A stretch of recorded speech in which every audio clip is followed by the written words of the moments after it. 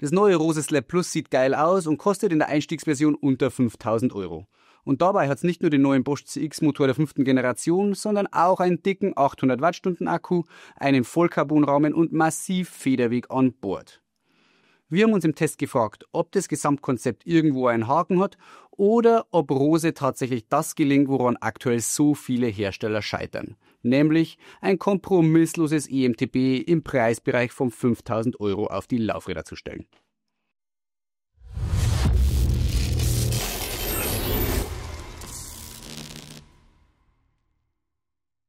Rose ist einer der wenigen Anbieter, die nicht jedes Marktsegment besetzen. Der Blick aufs EMTB-Portfolio verrät, man hat hier Mut zur Lücke. Und genau das ist etwas, das sich gerade große Hersteller wie Cube oder Trek im harten Kampf um Marktsegmente nicht mehr leisten können.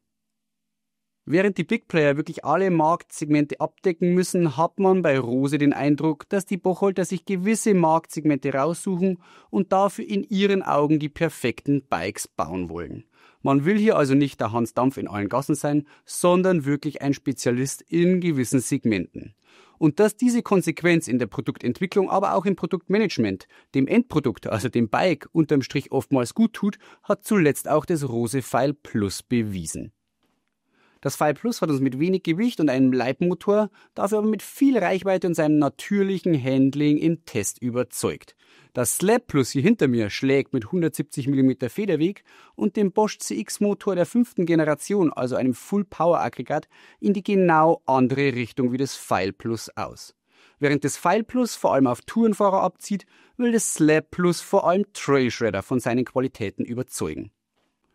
Und genau das wollen aktuell viele, denn mit dem Radon Deft, dem Cube AMS 177, dem Cannondale Moterra LT, dem Santa Cruz Bullet, dem Pivot Shuttle LT, dem YT Decoy und dem Centurion No Pogo hatten wir dieses Jahr einige neue E-Bikes mit massig Federweg und abfahrtsorientierter Ausrichtung im Test. Und in dieser ganzen Aufzählung ist das Radon Deft das einzige EMTB, das man aktuell zu einem UVP von unter 5.000 € bekommt. Die Nummer mit YT hat sich leider erledigt und selbst Cube steigt als preissensibler Anbieter mit seinem neuen AMS 177 erst ab 6.000 € ins Rennen um den besten Ballerboliden ein. Das Centurion No Pogo gibt's nur mit Aluminiumrahmen und die amerikanischen Hersteller wie Cannondale, Pivot oder Santa Cruz bieten ihre Topmodelle eigentlich immer erst über 10.000 € an. Selbst die Einstiegsmodelle dieser Marken kosten meistens 8.000 € und mehr. Mit seinen Preisen trifft Rose den Nagel auf den Kopf, denn ich kenne aktuell kein YouTube-Video zu neuen EMTBs, wo in der Kommentarsektion nicht heftig über die Preispolitik der Hersteller gelästert wird.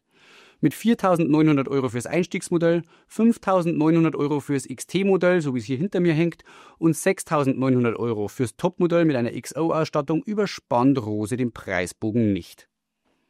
Und trotz der attraktiven Preise findet man an den Rose Slab Bikes keine fragwürdigen Teile. Vor allem beim Fahrwerk, den Bremsen, den Laufrädern, aber auch den Reifen setzt Rose auf Markenteile, die sich am Markt, aber auch in unseren Tests schon mehrfach bewährt haben. Die Kombination aus dem Fox-Fahrwerk mit der dicken 38er Gabel und den Schwalbe Radialreifen strotzt im Gelände nur so vor Grip. Der Dämpfer ist auch aus der Performance-Baureihe von Fox, hat aber, anders als die Gabel, eine separate Einstellmöglichkeit für die High- und Low-Speed-Druckstufe. Die Zugstufe lässt sich auch hier nur einfach einstellen. Alles im Allen muss ich sagen, dass das Fahrwerk out of the box mit wenig Setup schon sehr gut funktioniert hat.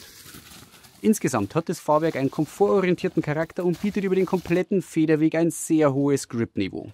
Wer sich daran stört, dass der Dämpfer mit der linearen Ausrichtung ab und zu mal durchschlägt, wenn man ihm richtig die Spuren gibt, der kann die Luftkammern sowohl am Dämpfer als auch an der Gabel mit Volume Spacern verkleinern.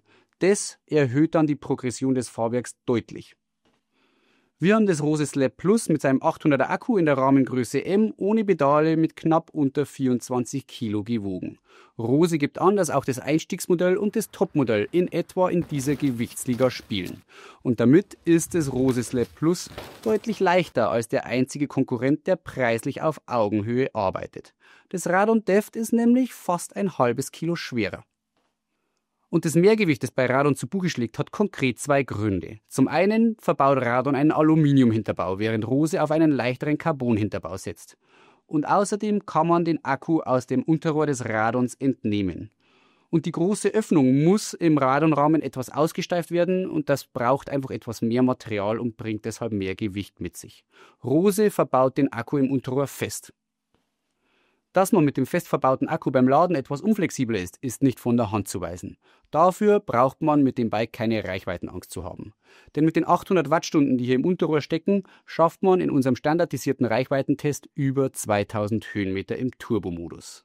Zum Vergleich, die 600er Akkus, so wie sie Cube im AMS 177 oder auch Santa Cruz in seinem Bullet verbauen, liegen da im Bereich von 1600 Höhenmeter.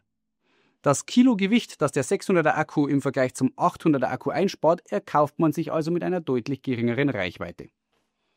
Zum Bosch-Motor muss man an der Stelle, denke ich, nicht mehr viel sagen.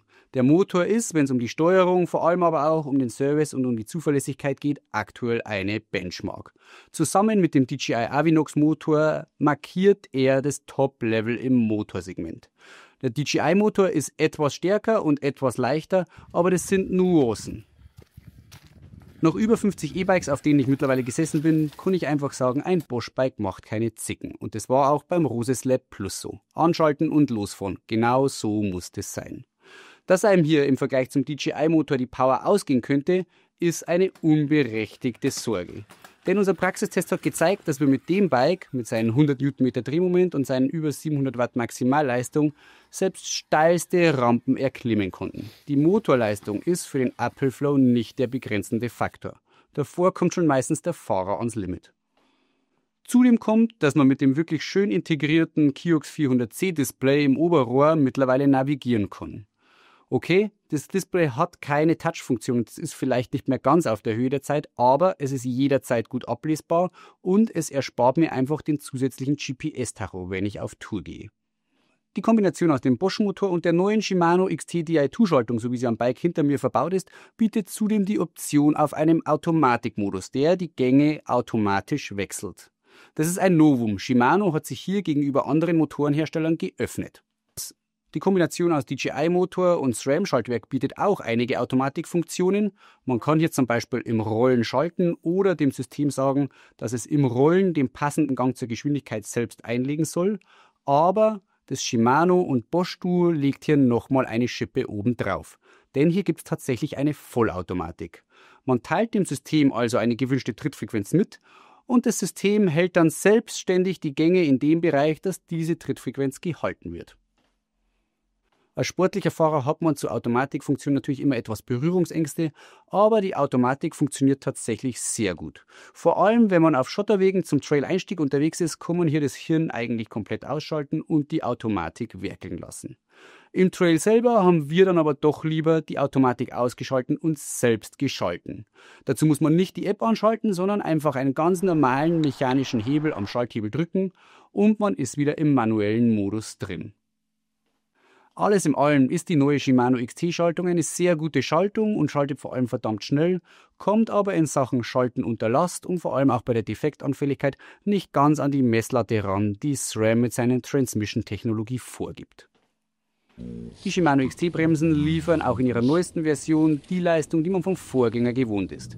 Vor allem in Kombination mit den großen 200er Scheiben hinten wie vorne, kommt man mit denen auch im steilen Gelände jederzeit sicher zum Stehen.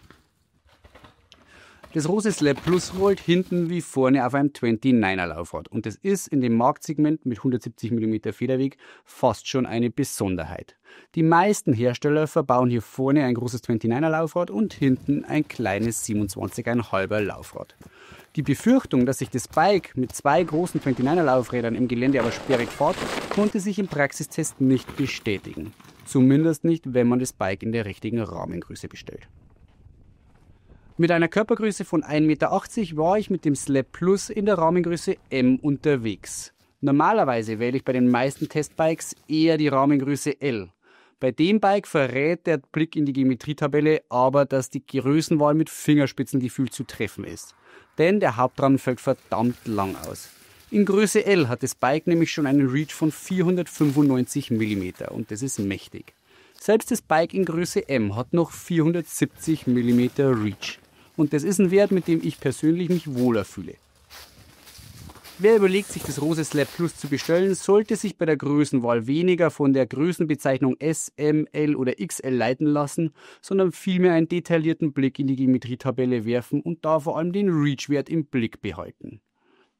Bei den anderen Geometriewerten wie dem Lenkwinkel, dem BB-Drop und der Kettenstrebenlänge verlässt Rose den Pfad des Üblichen nicht. Man hat also hier, auch wenn man vermeintlich eine Rahmennummer kleiner wählt als sonst, ein intuitives Handling. Angenehm ist, dass das Sitzrohr am Rose Slab Plus sehr lange gerade verläuft und das ermöglicht, dass man Stützen mit sehr viel Hub verbauen kann. Ab Werk steckt im Rose Slab Plus eine Stütze mit 175 mm Hub. Möglich wären aber auch Stützen mit 200 mm und mehr.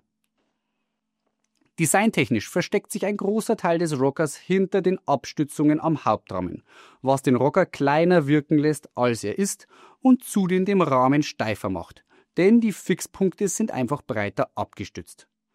Außerdem wandern die Lager, die normalerweise sehr oft im Hauptrahmen sitzen, durch diese Konstruktion in den Rocker. Und das erleichtert den Service, wenn man mal die Lager austauschen will. Jeder, der schon mal versucht hat, ein Hauptlager aus dem Carbonrahmen auszupressen und neu einzupressen, weiß, wovon ich spreche. Auch auffällig, vor allem das Rockerlager fällt größer aus, als man das von anderen Herstellern gewohnt ist. Und das ist auch gut so. Denn in unserer Simulation wird klar, dass am Rockerlager über 8000 Newton Last anliegen, wenn man den Hinterbau komprimiert. Und das ist deutlich mehr als bei vielen anderen Bikes. Und das erfordert einfach auch Lager mit einem größeren Durchmesser. Details wie der doppelte Mattguard am Hauptlager oder der verlängerte Kettenstrebenschutz am Hinterbau zeigen, dass bei der Konstruktion keine reinen Schreibtischtäter am Werk waren, sondern echte Biker, die wissen, worauf es ankommt. Dass die Züge für die Hinterradbremse und die Sattelstütze durch den Steuersatz verlaufen, sorgt für eine cleane Optik, dürfte aber dem ein oder anderen Biker aufstoßen. Ich hatte im Praxistest damit keine Probleme. Vielmehr hat mich gestört, dass man den Vorbau nicht mal eben tiefer setzen kann. Denn das Design der Ahead-Kappe ist, wie schon beim File Plus, an dem Vorbau angeglichen. Wenn ich den Vorbau tiefer setzen will, muss ich gleichzeitig auch die Gabel abschneiden. Oder ich untergrabe eben das gewünschte Design des Vorbaus komplett. Alles in allem hinterlässt der Rahmen einen durchdachten Eindruck und das Design ist, trotz der wuchtigen Proportionen, die das Bike zweifelsohne hat, in unseren Augen gelungen. Dass das Bike etwas voluminöser ausfällt als andere, ist gut so, denn das Bike ist ein Ballerbolide und da sind die Themen Lenkpräzision und auch Langlebigkeit einfach vorhanden. Mit dem massiveren Design ist man hier auf lange Sicht einfach auf der sicheren Seite. Was sich auf der Rose-Webseite sexy liest, funktioniert auch in der Praxis verdammt gut. Mit seinem 170 mm Federweg ist das Rose Slab Plus ein Bike, das bergab vor allem mit seinem sicheren Fahrverhalten punktet und mit dem 800er Akku auch genügend Reichweite für lange Touren parat hält. Der attraktive Preis zwingt einen keinen Kompromiss auf. In Sachen Preis-Leistung ist das neue Rose Slab Plus aktuell eines der attraktivsten Bikes auf dem Markt.